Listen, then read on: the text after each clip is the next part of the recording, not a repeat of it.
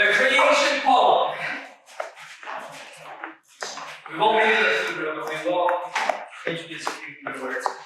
So let's break this down a little bit. Let's see what this is about.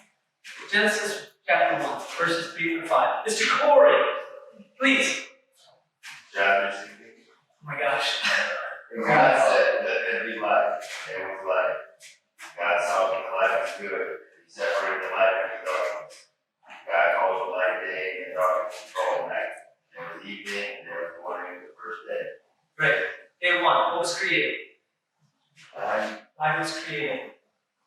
Light was created, and it wasn't just created, it was also separated from what? Darkness. Separated from darkness, separated from the all. But all was separated from darkness. Day 2, 6 through 8. God said, let there be expanse in the midst of the waters, and let it separate the waters from the waters. God made the expanse and separated the waters that were under the expanse from the waters that were above the expanse. So what was created? Water. Do you want me to go and say? Oh, I'm sorry. You stopped. You paused. There's a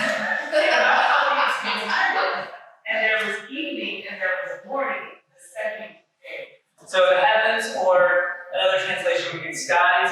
God created the sky, He separated the skies from the oceans. Once again, the word was in there was He separated. That same word is badal in Hebrew. Day 3, rum. And God says, let the water and the sky be gathered to one place, and the dry ground appeared. So God called the dry ground and the gathered waters to call seed. And God saw that it was good. Then God said, let the land produce vegetation, seed-bearing plants, and trees on the land that bear fruit and seed according to their various kinds. And it was so. The land produced vegetation, plants bearing seed according to their kinds, and trees bearing fruit and seed according to their kinds. God said, saw that it was good. Excellent. Excellent. What was created? Day 3.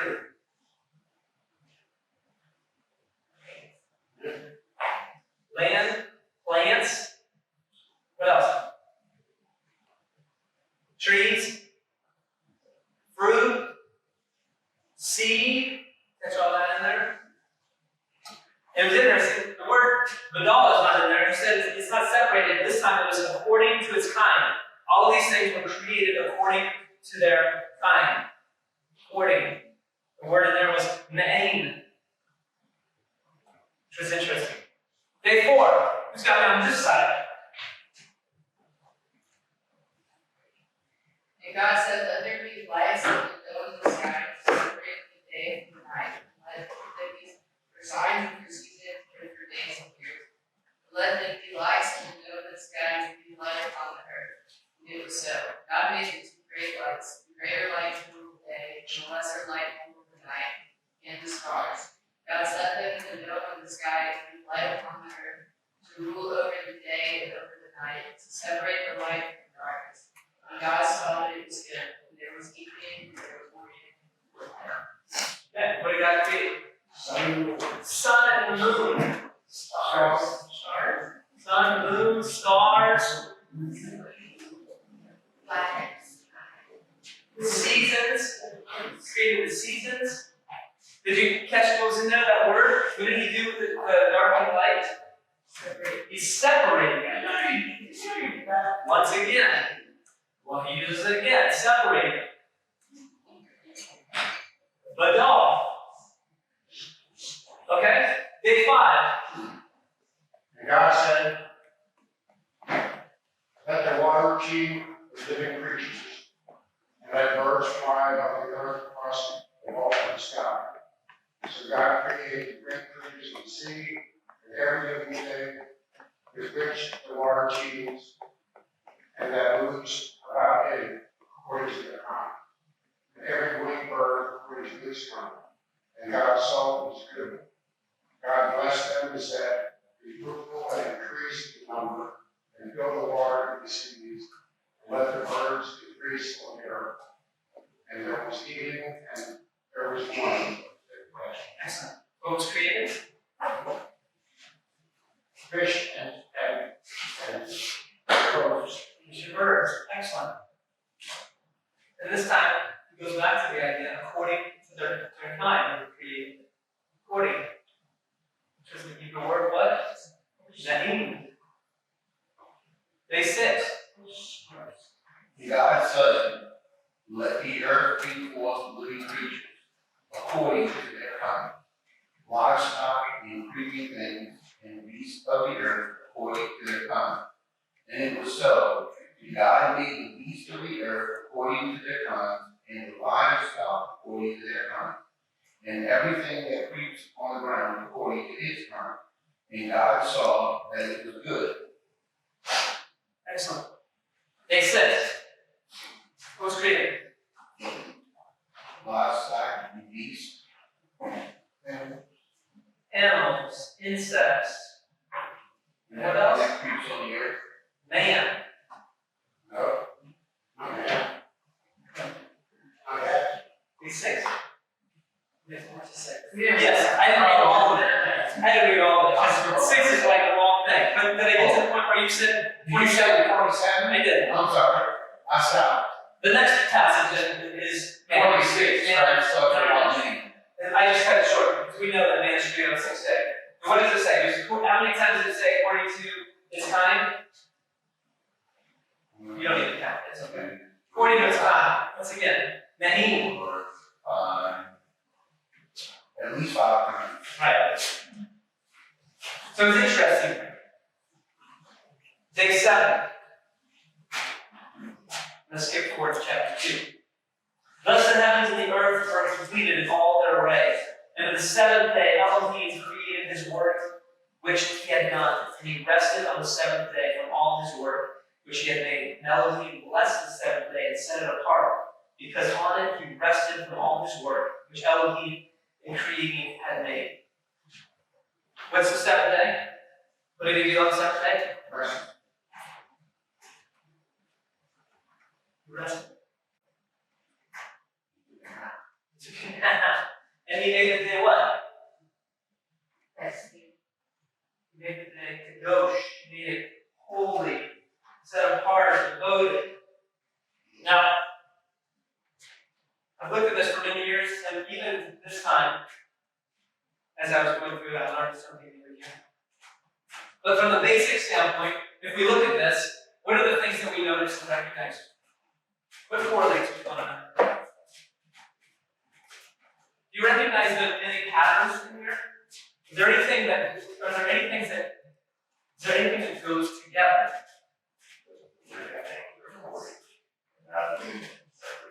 Okay? But look at that.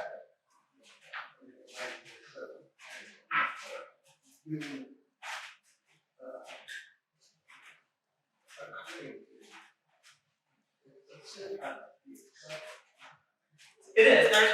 It's kind of the same, but it uses a different word for something, right? That's what we separate it. It uses according to. But just from the beginning, our aspect, light was created on day 1. But what do we typically correlate light with? The sun and the moon.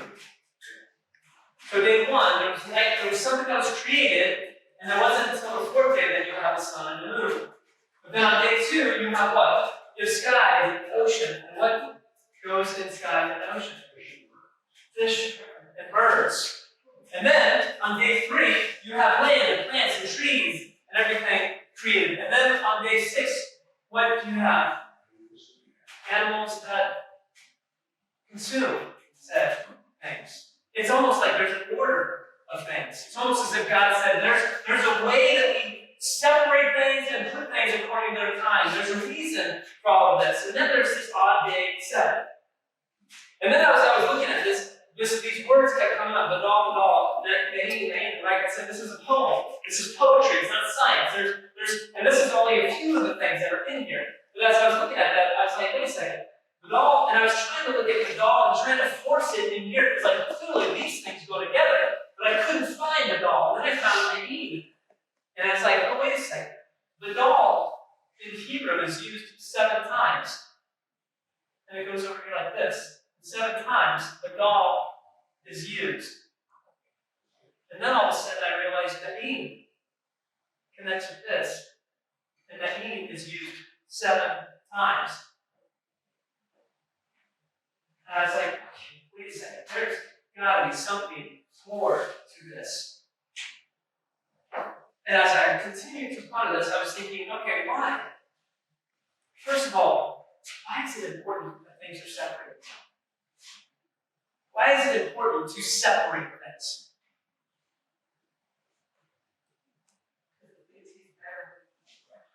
That's right. Have a plate and make sure it's squared off. Don't let the gravy touch anything else. Are you worried about yourself? Depends on the baby.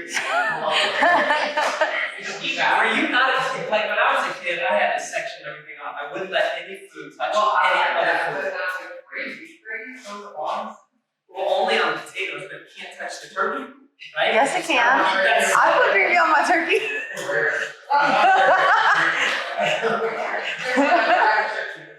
Why is it important to separate things? Because some things should not go together. Some things can't go together. Which is the question is, why is it important to think according to their own kind? They write these 2 words over and over and over. Separate. But What according do to you their kind. mean by that, especially when you talk about animals, so how do you put them according to their own kind? Birds go with birds. You know, Dogs go with dogs. Horses go with horses. Humans go with humans. There are things that you put together with their own kind. you stay with their own kind. Well, I mean, they still do for some. It's one of the other things you talk about, I think we read a long time ago that it said, constantly says, and God saw that it was good. I read a long time ago that word good in Hebrew actually means order. Means what? Order. Yeah. So, There's order, yes, there's order throughout all of this. And so there are things that go together, and there are things that do not go together, like natural law. Then he creates one day. He blesses this one day, and he makes it kadosh. What is kadosh? We've said it many times. It's holy, is the way it's translated, but we've translated holy to mean what? 2 main ways I translated it. What are they? What is it, Ron? Set apart. 4. There you go. Set apart. Set apart for specific purposes, not just set apart. That's it.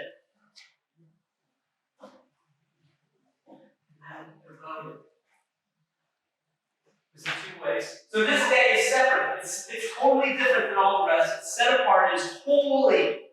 Make it devoted, he says. So that, as I was thinking about this, why do we need to be the Sabbath? Why do we need the Sabbath? Why do we need the 7th day? Why do we need rest? We get tired? But do we really need a whole day for it? Yeah. Like a week. Maybe just wash them and go. Maybe. We have, how many of you struggle with time today? Today's day and age. How many of us struggle with time? There's not enough time in the day. We don't have enough time to get things done. There's too much to do. Right? We get so busy.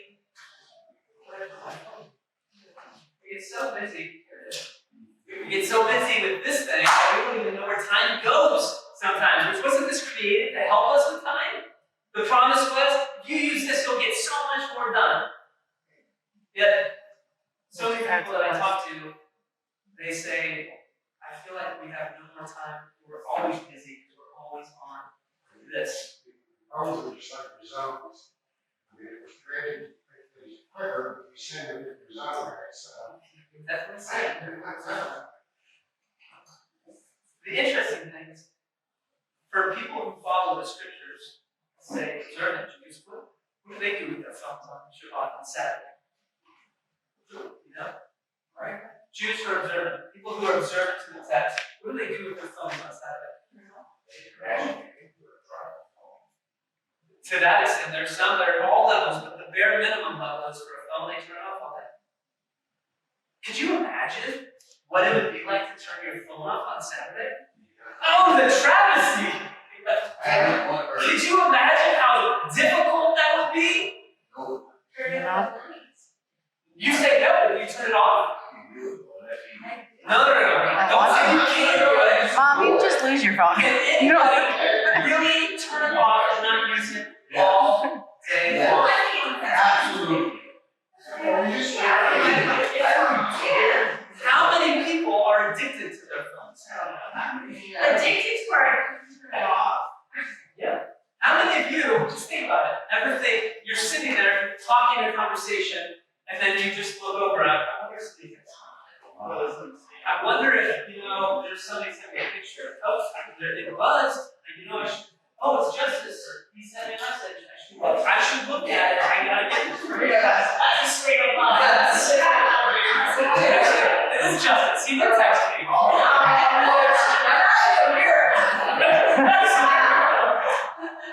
That is why you don't turn your phone off on Saturday. He's gotta give you a rehab, so you know, phone. I sent you this, he can do that. What about work? Huh? Can you not work on Sunday? How many of you struggle with taking a day off?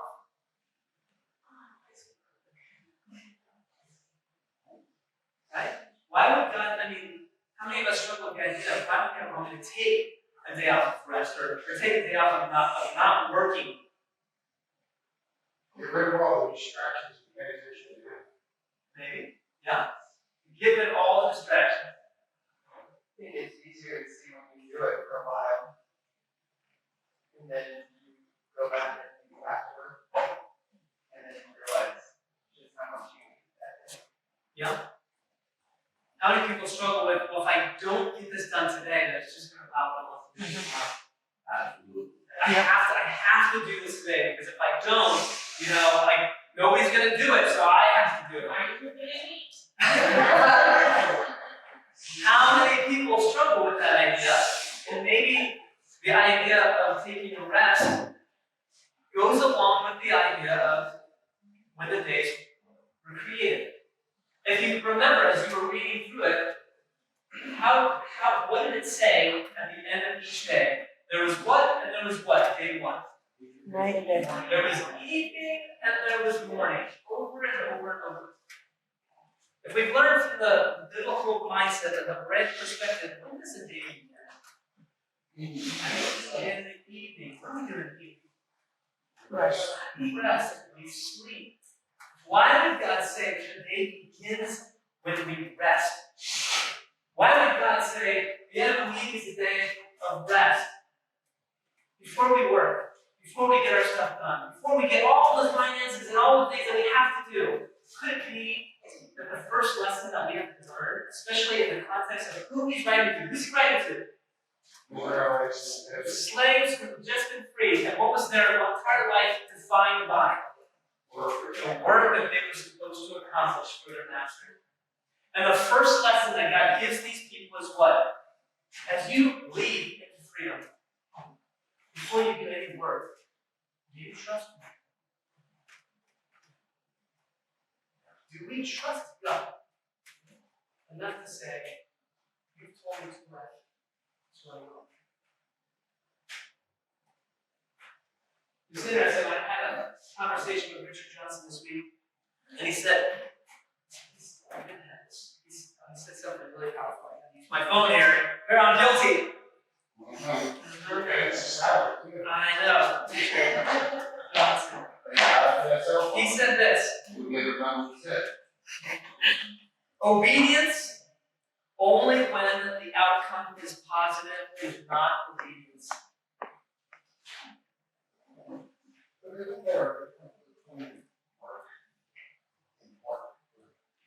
Now you get technical. Wait, so say that again?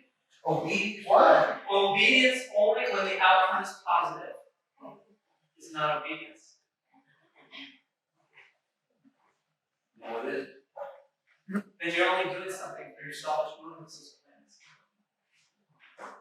If you're only going to do something that you say, oh, God wants me to do this, and I'm only going to do it if I get a positive outcome, if that's the only motivation for doing it, that's not really obedience. That's selfish. And then, okay. Because obedience sometimes puts you in a tough position. Sometimes hard times come just because you are being obedient. And how many people choose not to be obedient because it's hard? Like you don't get wine out of that grape unless it gets smashed. That's right.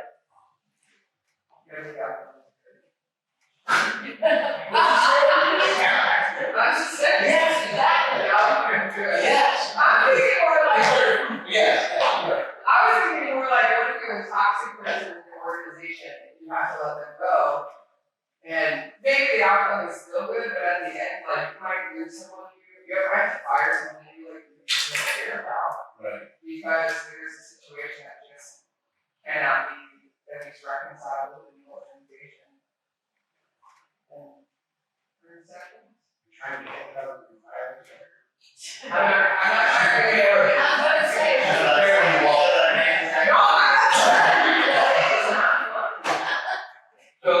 So back to the idea of trust. Is that where you were going? You were going there, right? Trust.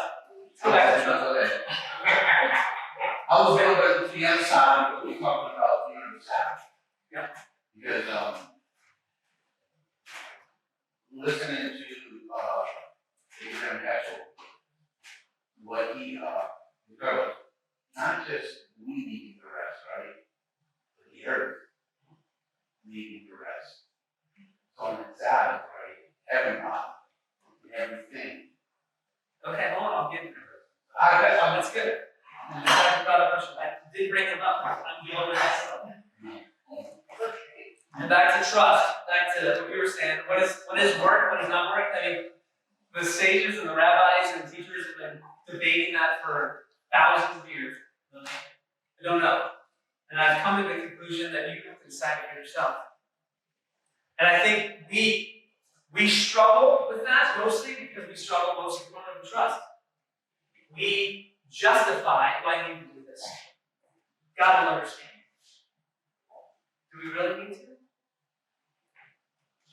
I think that you're talking about trusting God and like you said, they say the Lord is work. Well, we also define work as worship. And they were talking about Jesus, right? Remember they was talking about on the Sabbath. My brain trying to get the whole thing there. When he was questioning the Sabbath, right? He asked him, right? Hey, don't you fell in the ditch? We never get it. Yes. We should help them do something. And that's work.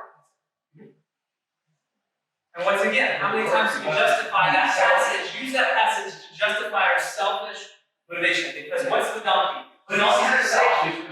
It's not selfish. It is for the donkey. I'm saying that we take that passage and we make it selfish. Sure, we use possibly. Yeah, We justify our actions because, hey, the donkey's in the ditch, I need to do this. Do we really? Well, whether you use it as how she might, it's work, it would work when you said how you did it. And am I right? What is the written instructions, right? For the Sabbath, except that, that we need to rest.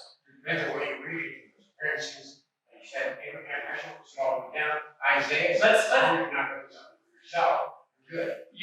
This is, like I said, the rabbis have been debating this, and it's not for today, right? For thousands of years, and I don't want to get bogged down into that stuff. Because I don't think there's one right answer. I understand. And that's why I go back to what Dan said, it goes back to you. Right? You have to determine what you decide is trust and what is actually work that needs to be done. Absolutely. And I think that I wonder how many people actually struggle with this, because the body needs rest. Like there's three types of stress that we put on the body. There's physical stress, there's chemical stress, there's emotional and mental stress. Those are combined together.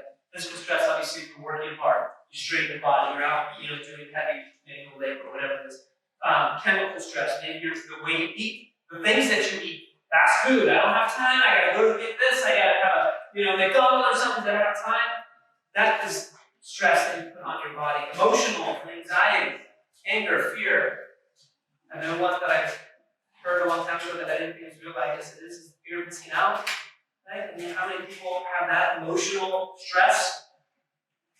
And our bodies need rest from those things. Sometimes we need to have a day where we look at ourselves and say, wait, I'm not having any junk food. I'm not hurting my body anymore. Maybe we need to recalibrate our system a little bit. Drink more water.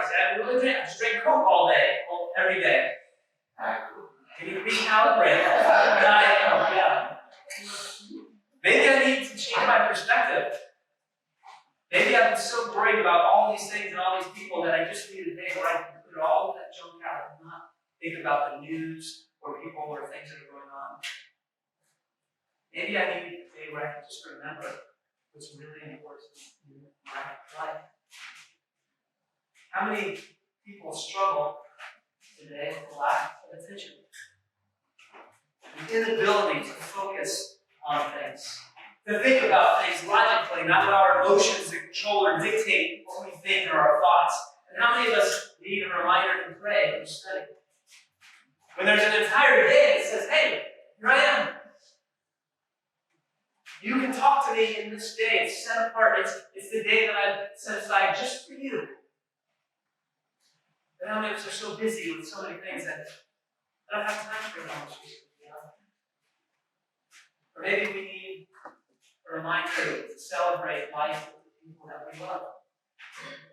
I've seen some documentaries about some of the Jewish community, and that would be, frankly, considered the last was so Friday night. But it's just not them.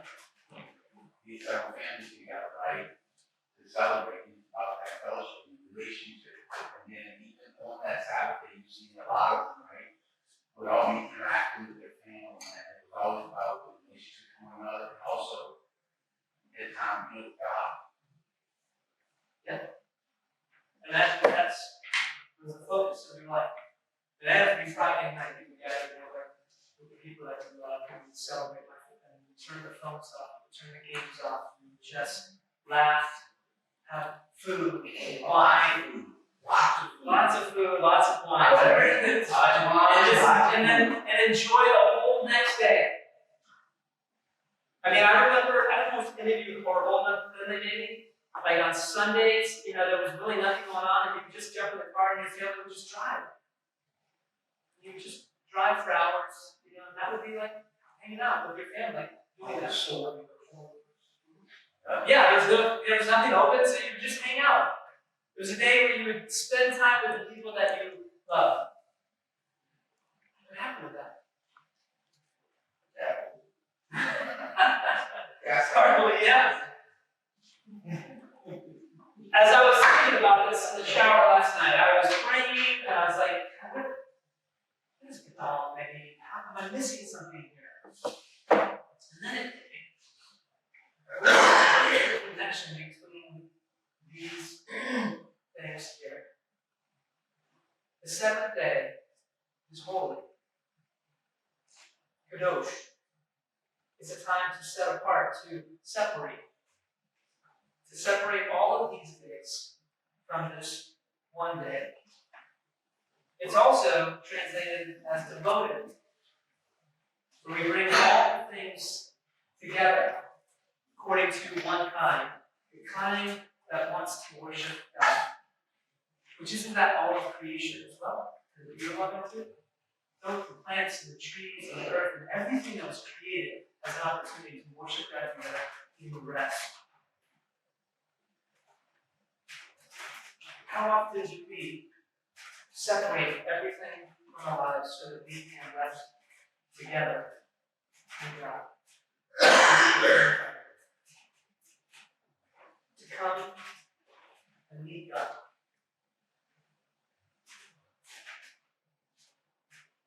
To be with the ones who love us, to love them, and to take this day as holy. make it believe. Is that a question? Where's that? I'm sorry? What about that? What about that? Right. Reconciliation. And the Bible says that we will all end up in Sheol. And it doesn't define it. I mean, there's a lot of books you can read out there that want to define what happens after death. But the Bible itself does not really say, here's exactly what's going to happen. There's a lot of hints, a lot of glimmers, a lot of hope, you know, what that looks like. A lot of people have died and come back, and they write books about it too, right? But I don't know for sure. But there is, I would say that there is something. And is it eternal rest? I don't know. It doesn't necessarily say that. Yeah, it's still. No, I don't, I'm not going to debate it, but like, as we are here today, my question is, set to Sabbath.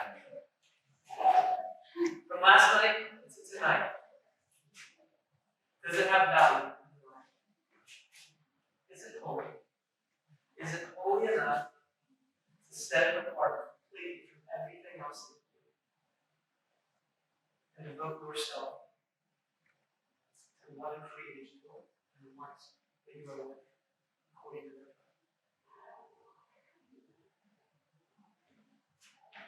Okay.